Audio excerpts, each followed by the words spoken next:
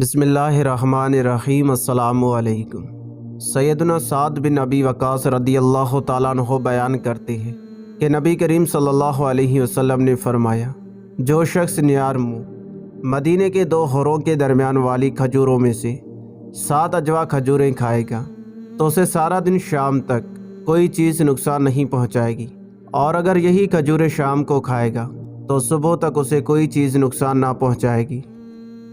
سیدنا ابو ہریرہ رضی اللہ تعالیٰ عنہ بیان کرتے ہیں کہ نبی کریم صلی اللہ علیہ وسلم نے فرمایا، کلونجی لازمی طور پر کھایا کرو، اس میں موت کے سوا ہر بیماری کے لیے شفا ہے۔ رسول اللہ صلی اللہ علیہ وسلم نے فرمایا، انار کھایا کرو کیونکہ اس کے ہر دانے میں جنت کا پانی ہے، اس کا جو دانہ معدہ میں داخل ہوتا ہے وہ دل کو منور کرتا اور 40 دن تک شیطان سے محفوظ رکھتا ہے۔ اللہ پاک ہمیں ان احادیث مبارکہ پر عمل کرنے کی توفیق عطا فرمائے، آمین۔